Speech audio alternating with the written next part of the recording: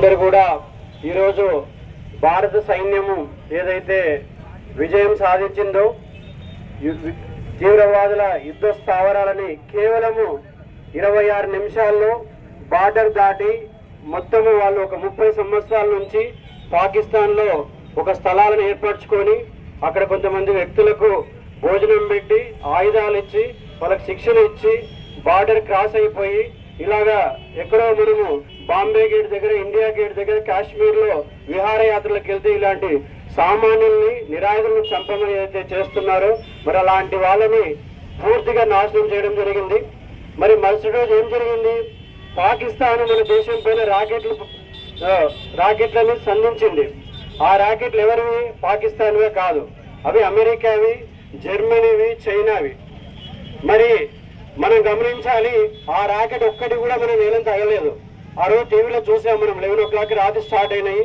మరి ఒక్క రాకెట్ కూడా కింద కూడా గగనతలంలో పూర్తిగా వాటిని ధ్వంసం చేయడం జరిగింది. మరి ఈ టెక్నాలజీ ఎవరిది?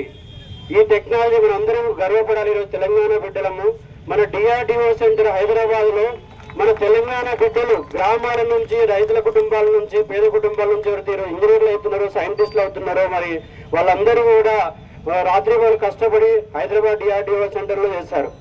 ఈ రాకెట్లను ధ్వంసం చేసిండ్రు. తర్వాత నెక్స్ట్ డే ఏం చేసింది? పాకిస్తాన్ ఫైటర్ జెట్లని ఉపయోగించింది.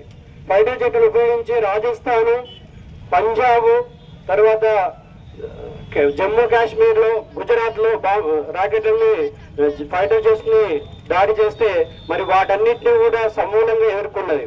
మరి ఆ టెక్నాలజీ ఎక్కడిది అంటే అది కూడా హైదరాబాద్ DRDO సెంటర్ ని మరి కనుక్కోవడం జరిగింది.